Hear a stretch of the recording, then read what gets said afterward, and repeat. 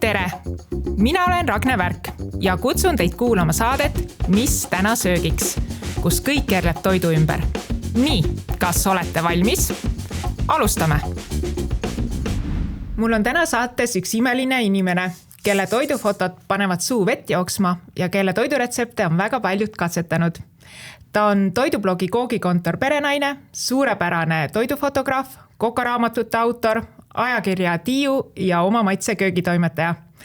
Lisaks viib ta läbi toidukoolitusi ning andis hiljuti välja ka Kookidest tulvil e-raamatu. Tere tulemast, Merilin Siimpoeg! Tere! Mul on väga hea meel, et sa siia tulid ja ma tean, et sul on väga palju tegemisi ja äkki alustuseks räägiks sellest, et millega sa praegu üldse tegeled? Kõigepealt suur aitäh, et sa mind siia üldse kutsusid. Ma palun. Aga lisaks siis retseptitöödele ajakirjas ja pildistamistöödele ja koolitustele, siis ma proovin alati võtta endale veel midagi põnevat lisaks. Ehk siis praegu on tegemises uus retseptiraamat, mis on siis jälle e-raamatu formaadis, mis on seekord pühendatud küpsistele. Nii et varsti on siis oodata palju uusi maitsvaid küpsise retsepte ja selle siis tahakski nüüd enne emadepäeva jõuda välja anda. Ja lisaks siis tahaks alustada taas veebikoolitustega, ehk siis suvel teeks sellise suviste kookide töötoa, mis on siis, mida ma nimetan Koogikontori suveakadeemia, ehk siis sellised mitmest erinevast etapist koosnev koolitus. See on see sama, mis sa ütlesid mulle, kui me nädalavahetusel kokku saime, siis ütlesid, et sa jätad ühe asja salatuseks. See oligi salatus. Aga kus sa neid hakkad korraldama? Teekski läbi Zoomi taas, ehk siis nagu ma koroona ajal alustasin nendega. Tegelikult suvel inimesed on rohkem kuskil reisil või maakodus ära, et ilmselt on kuidagi mugavam omas tempos. Ma salvestan need kindlasti ära ka, et neid on siis ükskõik millal võimalus järgi teha, et inimestel oleks mugavam. Oskad sa öelda ka juba, mida sa nagu juba, ütleme, mis teemad sa võtad sinna? Ma need jätan hetkel saladuseks. Kas võib olla midagi magusat? Kindlasti magusat, jah. Aga need on siis erinevad või? Jaa, 3 erinevat sellist erilisemat kooki ja sinna sisse ma põimin teemad, seda söödavate lillede teemad ka, et mis lilli ja taimi ma kasutan toidus. See oli ka ju su kokaraamatu teemaks, kus sa ühendasid need. Aga kui e-raamatutest rääkida, siis kui paljud inimesed on huvitatud üldse e-raamatutest, sellepärast, et ikkagist eestlased tunduvad olevat sellised vanakooli inimesed ja neile nagu meeldib, kui sul on nagu paberil see olemas, et sa võtad selle raamatu riiulist, et kui palju inimesed nii-öelda selle e-raamatut siis, kui palju on tegelikult huvi? On küll huvi, et ma olen hästi palju tagasisidet saanud, et inimestel on hästi mugav hoida seda enda telefonis või arvutis ja saab nagu vajadusel kohe avada ja selle retsepti järgi vaadata, et ei pea otsima kuskilt raamaturiiulist mingit raamatut ülesse. Et jah, mulle tundub vähemalt küll, et üha kasvav huvi on. See on nüüd su teine e-raamat. Esimene e-raamat ilmus sul jõulude paiku, on ju? Jaa, detsembri alguses, jah. See oli, mina olen seda näinud, sa oled mulle selle saatnud, me oleme koos sinna pilte teinud, et see on Kookidest e-raamat. Kus sa said, mina tean seda, kus sa said inspiratsiooni, aga äkki sa räägid sellest eelmisest e-raamatust, mis on su koduleheküljel ka saadaval, et kus sa said inspiratsiooni, sellepärast seal on imelised pildid, mis sa ise oled teinud. Need ei ole ainult sellised stuudios tehtud fotod, vaid ka sa oled nagu väljas käinud looduses, et kus on see inspiratsioon tulnud? Ja selle e-raamatu mõte tegelikult tekkis mul eelmisel aastal Toskaana reisil. ehk siis ja sa läksid sinna pikemaks just, ma olin seal 5 nädalat ja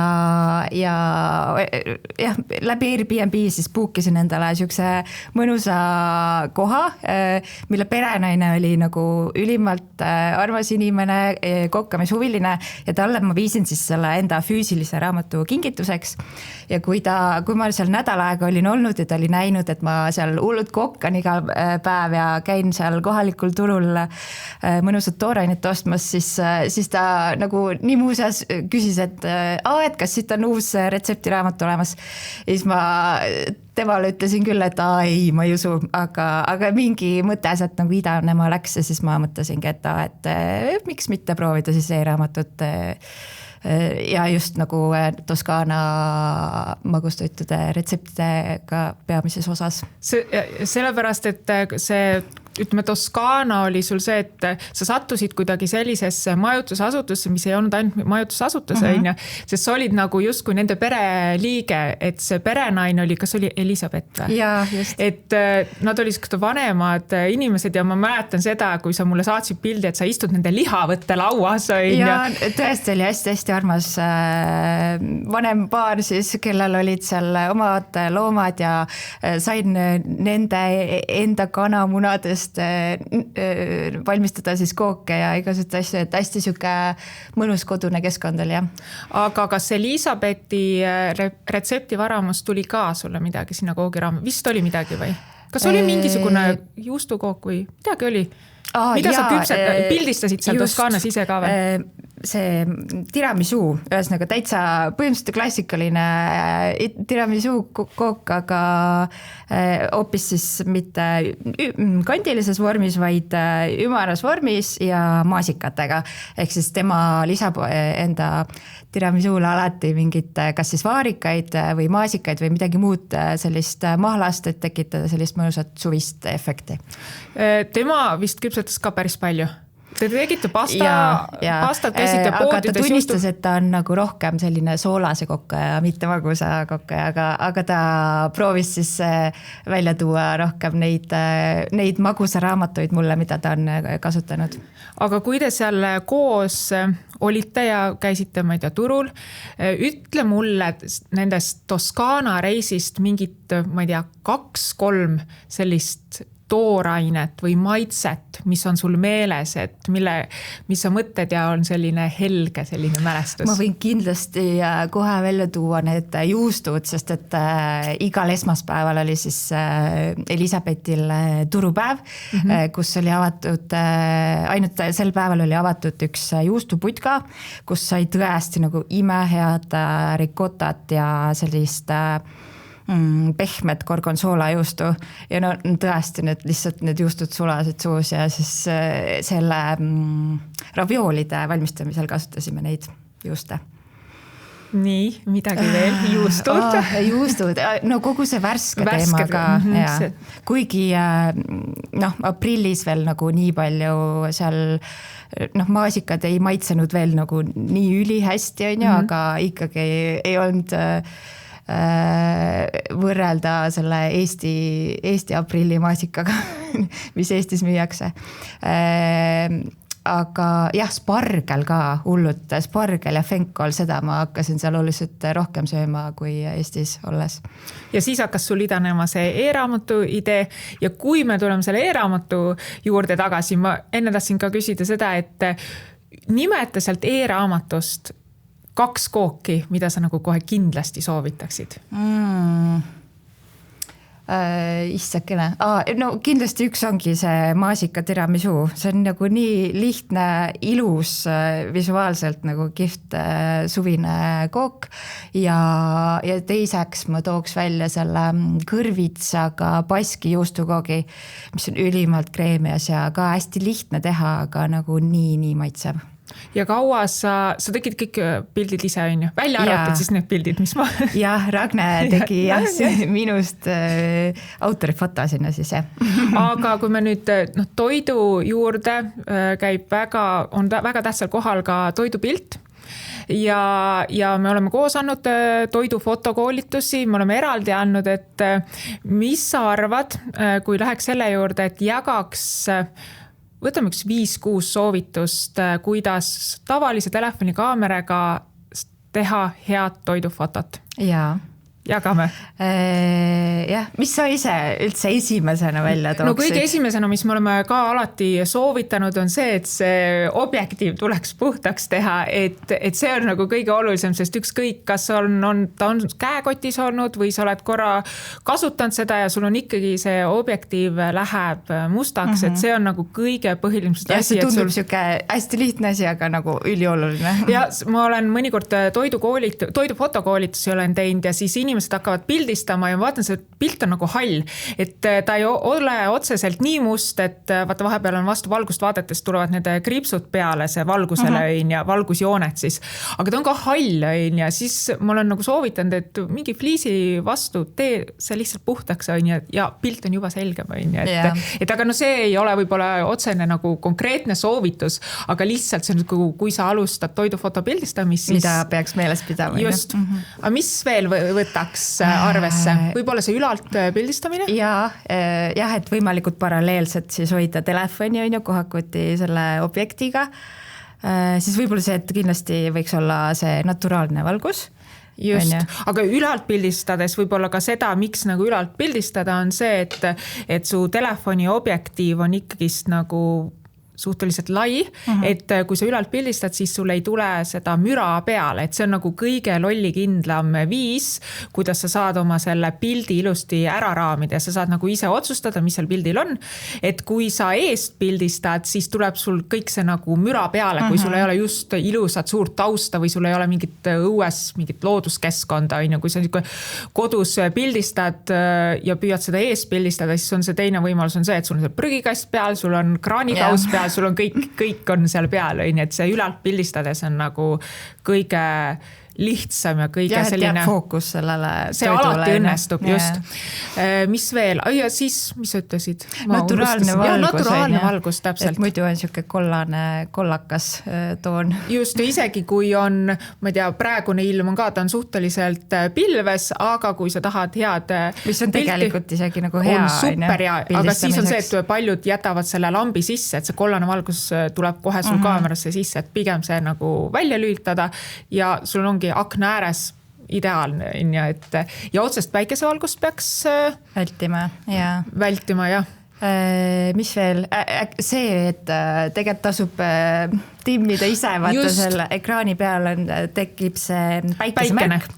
Ehk siis sa saad libistada näpuga seda üles-alla vastavalt sul on iPhone kohe näha. Kas sa tahad heledaks või tuledaks? Samsungil on vasakul paremale see päike. Aga sa saad, et sellega, kuidas sa kasuta, mina lükkan põhimõtteliselt mingi 70% teda ja, siis nagu tumedamaks. Just, et muidu on liiga plass, just, ja natukene ja sa juba saad anda sellele pildile sellist emotsiooni juurde, et see on nagu selline täiesti lihtne nipp, mis minu arust nagu alati toimib, aga mida paljud võib-olla ei tea. Aga telefonist nendest samamoodi, et see zoomimine, et pigem nagu kasutada seda neid kuidas ma ütlen, et kasutada, kas me arutasime, et see 1,5, 2 mina ja tavaliselt, kus juures zoomin nõks sisse, et kas siis 1,5 kordne zoom või siis 3-kordne zoom isegi ja see nagu ei tõmba eriti seda kvaliteeti alla, et minu jaoks või ühesõnaga tegelikult nii ongi, et kui sa eest pildistad. Jah, et või siis nagu kuidagi mingi kindla nurga all. Aga mitte ülalt, siis ei ole vaja see, igal juhul ta tõmbab need proportsioonid nagu silmale loomulikumaks, et kuidagi parem on vaadata, kui ta on natuke nagu sisse zoomitud. Aga jälle see, et seda peaks olema siis konkreetne number, et mitte ala jätta zoom 1,2, sest siis see pildi kvaliteet nagu kohe halveneb, ta jääb hästi säbruline ja kuidagi nagu imelik. Ja toidustilistikast rääkides, mida meile meeldib. Ja, et alati mõned nagu rekvisiidid annavad pildile ju alati nii palju juurde. Ja neid ei pea olema nagu väga palju, ma ei tea, klaasike piima või mingi lilleoks või rätikuke, just. Ja samamoodi ka, et kui sa pildistad telefoniga, siis võiks olla niimoodi, et kõik ei pea sinna pildile ära mahtuma. Et sul on nagu see, ma ei tea, kook ja sul on seal mingisugune taldrik ja siis on veel kook, et nad ei pea, et nad võivad ka nagu jääda natuke pildilt välja, et tekiks mulje, et ka väljaspool seda pilti on miskit edasi elu, et miskit toimumas ja muidugi, kui on leida, kui sa kohvikust teed mingit pilti, siis tegelikult muidugi kohvikutes on praegu päris ilusad nõud ka olemas, et lihtsalt seda, kohvikud mõtlevad juba selle peale, et tekiks siuke Instagrami vääriline pilt. Absoluutselt ja vaata need alused on ju ka või need lauad on ka tihtipeale nagu hästi ägedad, kus juba mõtled, nii ilus, et aga lihtsalt, et kui sa kodus pildistad või kuskil, et pigem ära nagu vali läikivat taldrikut, läikivaid neid kruuse. See peegeldab sulle vastu, on ju. Just. Kas meil oli midagi veel huvitav? Mis mul oli märksõna oli see, et telefon tagurpidi. Jaa, et see koogi, kui sa ees pildistad, on ju, et need kihid jäävad mõnusad külluslikud. Et see, kui sa pildistad, telefoni ei ole käepärast, aga pigem, et kui sa pildistad nagu tavaliselt, siis sul on see objektiiv ülal ja ta võtab siis põhimõtteliselt vaade sellele, ma ei tea, kas koogile, ma ei tea, mingile salatidele on nagu burgeriga tekib ka see efekt. Aga kui sa selle telefoni pöörad teistpidi, siis see objektiiv on siin all ja ta võtab nagu sul lähemalt neid kõiki, ma ei tea, koogikihte või burgerikihte, et sul on nagu parem nagu ülevaade ja see nagu väga tihti mõjub. Vahest ei ole vahet, aga tihtipeale on see, et pöörate tagurpidi ja kui sa kohvikus istud, mul on väga tihti näinud, et inimesed ju teevad seda. Ja samamoodi ka, et kui sa tahad näiteks pitsat pildistada, siis ära pildistada seda ees, sest seal ei ole mõtet, et sa ju tahad näidata seda pitsat tervet või mingit salatikaussi, et sa ei taha vaadata seda esimest detaili, et lihtsalt oleks nagu külluslik ülevaade, pildista kohe ülalt seda, et mida sa tahad nagu rohkem näidata mingi toidu tekstuure ja asju, et oleks nagu ülalt pildistatud, et sul on parem lihtsalt ülevaade. On ju? Nüüd sai küll ju palju nippe. Kuule, aga kuidas sul on, mis sa arvad, kui me oleme juba toidu pildistumisest rääkinud, siis äkki jagaks ka retsepte. Et ma palusin sul, kuna ma mõtlen, et igas saates võiks olla mingi teema, siis tänased toiduretseptide osa teema võiks olla selline asi, et mis me täna söögiks teeme, sest see on väga levinud küsimus ikka, mida me täna söögiks teeme. Et jagaks lihtsasti, kiiresti valmivaid lõuna- ja õhtusööke. Et mina varusin ühe retsepti, ma loodan, et sul on ka üks retsept varutud. Jaa, ma mõtlesin sellele. et jagaks mingit retsepti, mis valmib hästi kiiresti, ta ei koorma rahakotti ja ta oleks maitsev. Kas sa alustad? Mul jäi nüüd kummitama see, et ta ei koorma rahakotti. Ei, ütleme nii, et koormab küll. Oleneb, mis hooajal. Ma ütlen siis, et ma valisin välja enda praegu ühe lemmikroa, mis on siis spargel. No see läheb hooaega väga hästi. Ja sparglit on saada väga hea hinnaga, kui sa satud õigel ajal. Praegu on väga hea hinnaga, jah. Aga see vist sai hakkagi talvel väga valmistama, kui jah, võib-olla tõesti. Ongi siuke mõnus kevadine värske roog tuleb. Igal juhul, mis ma teen, on see, et võtan spargli, puhastan või lõikan need puisemad otsad ära. Ja alumised otsad siis. Just, alumised otsad. Ja kergelt siis kuskil niimoodi 3-4 minutit hautan nad läbi. Nad peaksid jääma kindlasti krõmpsud, ei tohi liiga pehmeks minna, siis taldriku peale kus ma serveerin läheb kas sa paned võid ka midagi või kuidas ei, sa? See läheb ainult nagu veega. Mõnikord röstin muidugi, kui ma viitsin, röstin veel võiga pannil ära ka, aga see ei ole nagu oluline. Taldrikule läheb siis kuskil 3 või 2-3 supilusikatäit pestot, see võib olla karulaugu pesto või basiliku pesto, sinu lemmik pesto, siis sinna peale lähevad need hautatud sparglivarred, ja sinna peale lähevad röstitud need seedermeni seemned, kindlasti röstitud ja siis riivitud pecorino või parmesani juust ja see on nii hea lihtsalt, hästi mõnus. Aga korra, võib-olla sa ütlesid, kas sa seda sparglit maitsestad ka enne või? Otseselt nagu pole vaja, sest et kogu see pesto ja see juustu, see maitse nagu mõnusalt tasakaalustab seda neutraalset sparglit. Et lisab seda soola sinna piisavalt. No see on mingi palju selleks läheb, mingi 15 minutit või? Suht kiiresti saab valmis. Maksimum, sest et ongi vaja röstida seedermeeni seemned ja hautada siis spargel ära. Ja see näeb nagu visuaalselt ilus ja on maitsev ka. Okay.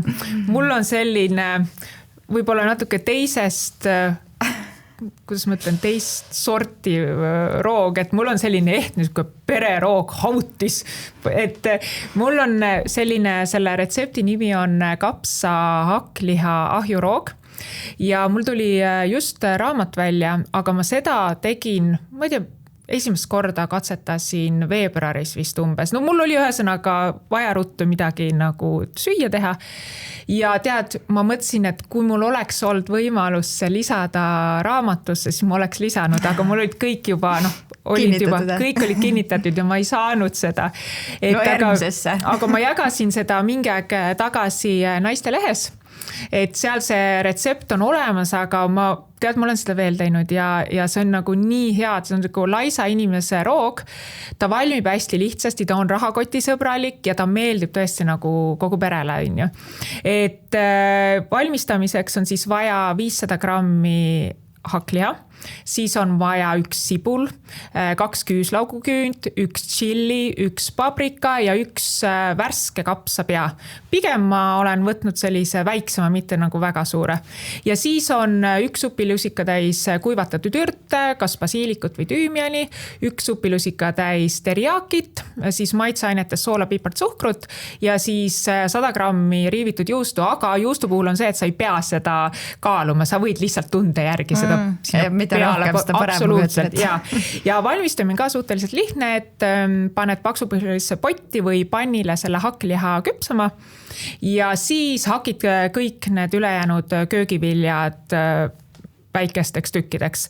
Kapsa puhul on see, et seda mitte väga peeneteks ribadeks hakkida, sellepärast, et ta läheb lihtsalt liiga lögaseks, pigem jätta nõksa suuremad tükid ja siis segu hakklihale, mis on seal pannil, lisada sibul, siis segada läbi, lisada küüslauk ja tšilli ja siis, kui hakkab juba see nii-öelda roosakas hakkliha värvus kaduma, siis tuleb lisada kapsa nii-öelda tükid ja paprika. Segada uuesti see kõik läbi ja põhimõtteliselt ürdid juurde ja siis see teriakikaste juurde ja siis kuumutada nii kaua, kuni see kapsas on juba hakkab pehmeks minema, see ei võta üldse kaua aega, see on nagu paar minutit. Ja siis lisada purustatud tomatid ja kuna see purustatud tomatid on suhteliselt ikkist on happeline, siis maitsestada soola, pipre ja kindlasti ka suhkrut. Et muidu ta jääb võib-olla natuke liiga hapukas, aga suhkrut paar näppu otsa täit. Ja siis kui on nagu maitsestatud kõik okei, panna ahjuvormi. Mul on selline tavaline kodune ahjuvorm. Seda segu peaks olema umbes, mingi, ma ei tea, palju see on, 5 sentimeetrit või? Oskad? Tikutops umbes. Et umbes nii paks peaks ta seal vormis olema.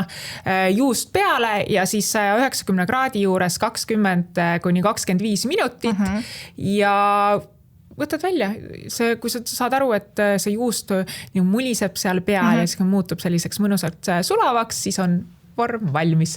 Et mina isiklikult sööngi seda nagu niisama, aga kui sa soovid mingit toekamat lisandit kõrvale, siis sa võid, ma ei tea, keeta kartulit või riisi. Värske kartuliga ilmselt päris mõnus. Jaa, värske kartuliga kohe eriti mõnus.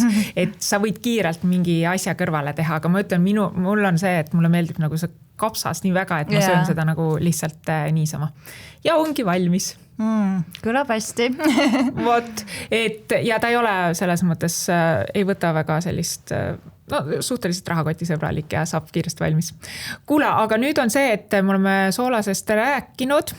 Mis sa arvad, kui me läheme magusosa juurde? Mul lemmikteema. Mul on olemas üks toidutest sulle ja toidutestis on meil siis, mida me hakkame proovima, on Napoleoni kookid.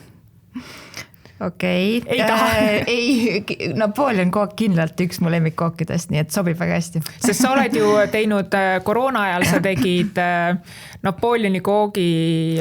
Ja ütleme nii, et kui ma Napoleoni koogile mõtlen, siis mul seostubki kohe see koroonaaegne Napoleoni koogi koolitus, mida ma viisin siis läbi Zoomis ja kus oligi üle 50 inimese laivis lihtsalt tegid enda kodudes minu juhendamisel Napoleoni kooki, kõik rullisid neid kihte ja näitasid mulle, kuidas need koogid valmisid, et see oli nagu üliäge emotsioon. Ja sa oled ise ka käinud ju tegelikult kunagi ammu käisid ka laatadel Napoleoni koogi erinevatel festivalidel. Ma olen neid vorpinud ikka kõvasti. Nii et ma arvan, et on üsna sobilik hakata proovima kooke. Teeme nii. Nii, meil on nüüd siia tulnud Napoleoni koogid. Siin on 5 kooki ja need on tegelikult juba omamoodi võitjad, sellepärast, et ma mõni aeg tagasi küsisin oma Instagrami kontol, et palun soovitage mulle Tallinna kohvikuid, kus müüakse väga head Napoleoni kooki. Ja nagu Napoleoni kook ikka, siis see tekitab väga elevust, mul oli väga palju vastajaid. Ja need 5 on need koogid, mida kõige rohkem mainiti, nagu korduvalt. Et need on tõesti nagu Tallinna kohvikute top 5. Mina tean, kus ma need ostsin, sinule on see nagu üllatus, meil on pime test, et me maitseme ära ja pärast kõige lõpus, kui me oleme need kõik järjekorda pannud, siis siin taldrikute all on nimed, kust miski Napoleoni kook pärineb. Nii et ma arvan, et alustame. Võtame kohe siit esimese, on ja? Ja pärast valime välja ka äkki podcasti lemmiku, selle kõige lemmikuma koogi.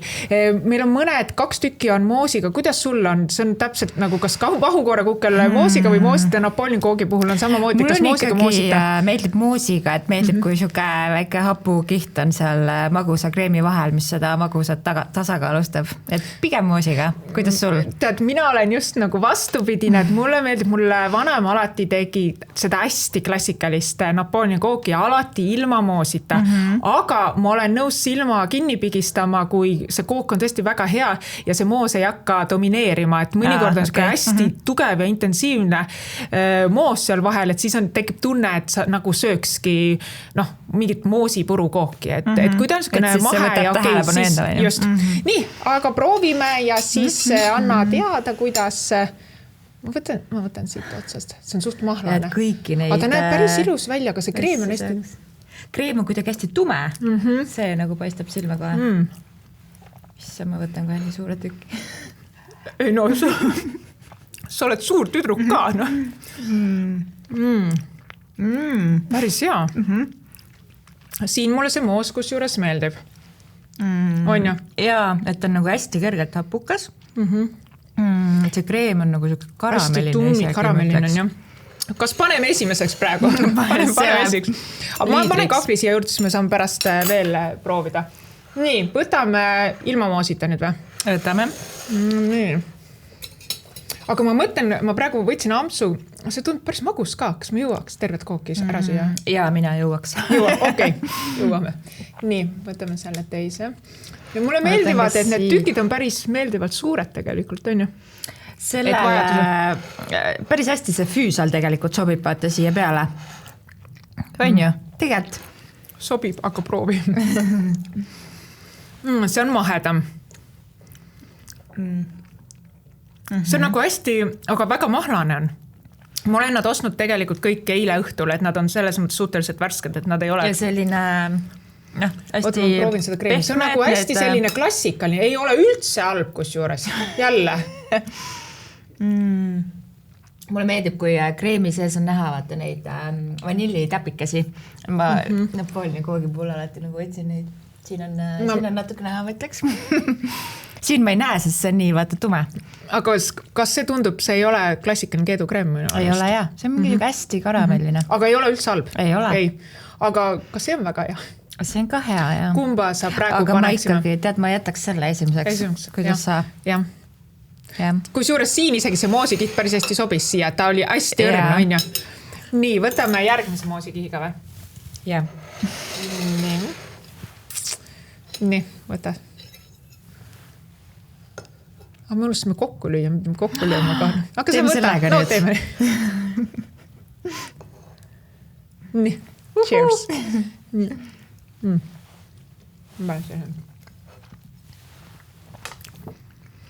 See on natuke maitsetum. On ju? Mina jätaks selle 3. Siin on, ta keedukreem on hästi, siin ongi just see, et see moosi on päris palju tunda. Kirsimoos on nagu ma aru saan. Jah. Jah, natuke nagu nõks liiga palju. Et jääb seda moosi on natuke võib-olla liiga palju ja seda keedukreemi tahaks nagu, et oleks nagu rikkalikum täius. Ta ei ole ka halb, kui mul oleks see nagu eraldi ees. Aga kui ma olen nagu proovinud neid, siis ma pigem nagu võtaks need. Jaa, sama. See jääb 3. praegu. Paneme 3. Nii. See on juba päris nagu tead. Vaata, kui nunnu see kuju on ümmargune.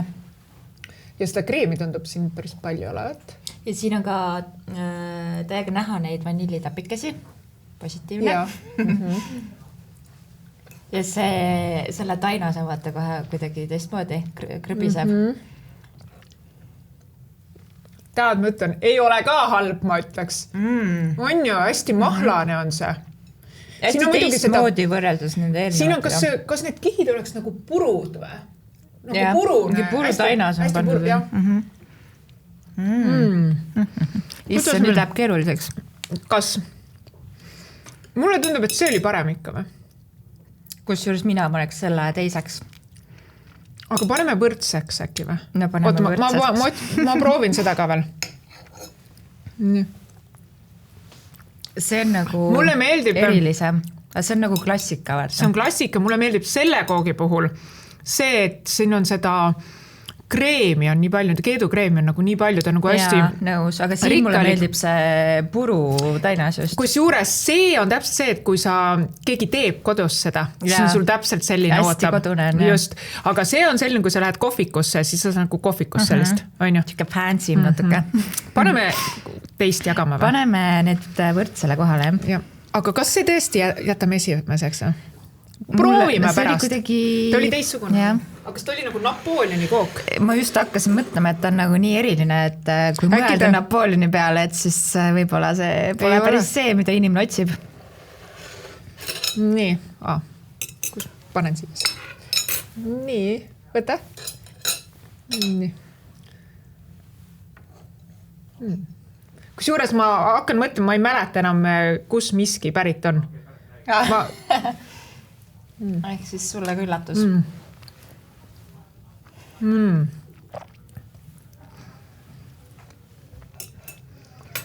nüüd ei saagi, ma võtan ühe ampsu veel, ma ei saa päris maitsest aru. See on nagu hästi neutraalne. Neutraalne. Nagu... Ma ei tea, tahaks nagu midagi. Tahaks midagi, jah. Aga ka hea. Jaa, ka väga hea. Need on tegelikult kõik 5 tükki on tõesti head. Tunda, et nagu mõnusalt kodune, värske, see kreem on ka kuidagi hästi hea. Ma ei näe, ma otsin neid täpikesi. Aga... Siin on need kihid hästi ühtlased, et näiteks sellel koogil oli, vaata, sa näed neid. Vabandust, ma räägin täis suhu. Nii, aga mis me nüüd paneme? Kas me... Ma ei tea, see oli ikka nagu jõhkralt hea ju. Oota. See esimene. Aga ta ei ole keedukreem seal vahel. Ta on väga hea. Kui mina me saame esimese koha ka panna jagama, on ju? Me saame esimese koha panna valime, siis jagame, siis me saame valida välja selle podcasti lemmiku. Okay. Kui mina peaks, minu arust on sama, minu isiklikult arvamust, on samal tasemel on minu arust need. Sellepärast see on nagu selline Napoleoni kook, nagu täiesti ehe klassika. Ja see on selline väga maitsev, tal ei ole keedukreemi vahel, aga ta on ka väga maitsev. Ja sulle meeldib see mulle meeldib see väga, sest et see kohe nagu, esiteks see kuju eristub kohe nunnu pakkuda külalistele. Ja see tainas on nagu teistest nii eristuv, aga see on nagu nii hea. Ja see kreem oli ka nii mõnusalt vanillitapiline ja siuke mõnus. Oota, ma proovin seda korra veel. Kuigi mul on juba maguse isu täis, aga... aga nagu see oli ka hea, mis sulle meeldis. Need 2 ma jätaks nagu kindlalt lõpupoole, aga kumba, kui sa siin peaks valima, kas sa paned kõrvuti need või? Tead, isegi selle ma võtaks enne. Okei, mul samamoodi. Jah. Nii, jäävad niimoodi. Ja kus me valime nüüd välja, me peaks suhteliselt kiiresti tegema ja mõtlema, et mille me valiksime, paneks nagu... Kas me paneme esimese koha jagame äkki need 2 ja see jääb 3? Just nii, teeme nii. Super. Aga milline oleks podcasti lemmik? 2 ei või valida või? Podcasti lemmikuks? Üks võiks olla see, mis... No ütleme nii, et kui on klassikaline Napoleoni kook, siis äkki see või? Et see on nagu erilisem maitsega. Okei, aga teeme niimoodi, et need 2 on esikohta ja see on podcasti lemmik. On nii okei või? Oled sa nõus või? Mulle sobib. Okei, aga kas me võtame, kas avaldame 3 esimest või võtame selle ka? Või avaldame kõik? Avaldame kõik. On ju? Okay. Sest et need olid ju, ma saan aru, kõik võitjad, on ju? Absoluutselt. Selles mõttes, et need, mis soovitati 5 paremat, on absoluutselt kõik on väga head. Nii, võtame esimene. Nii, ja see on ristik heinakohvik. Kui tore. Nii, järgmine. Kas oskad äkki pakkuda? Äkki see moon või? See. Nii, Kalamaja pagarjäri. Mööda. Kalamaja pagarjäri pakuti ka väga palju. Nii, 3. on, oskad sa öelda? Ma kuju järgi pakuks, et see on Buxhovden, võib-olla ei ole ka. See on Levier. Okei. Nii, ja nüüd 2 esivõitjat. Las ma mõtlen, see on see, mis sa just pakkusid, Buxhovden. On see sama, selline väga rikkalik, hästi kodune. Ja viimane, kas sa oskad arvata? Ma ei oska kusjuures arvata. Sa oled juba tegelikult vist maininud seda, see on Mooni oma. Ongi Moon. Moonist pärit. Ma mäletan, et Moon oli üks kord nende Napoleoni kookidega oli ühel toidufestivalil ja kui need Napoleoni koogid sinna lauale pandi, siis need läksid nagu kohe nagu müügiks, aga eesmärgiga ka, et selles mõttes see on tõesti hea. Just, nagu et ristikeina, Kalamaja pagarjäri, Levier, Buxhovden ja Moon. Väga lahe. Aga kõht täis jutud räägitud, aitäh, et kuulasid, aitäh Merilin, et sa külla tulid. Aitäh sulle. Ma loodan, et see saade pakkus inspiratsiooni ja retseptiideid ja kuulame järgmises episoodis.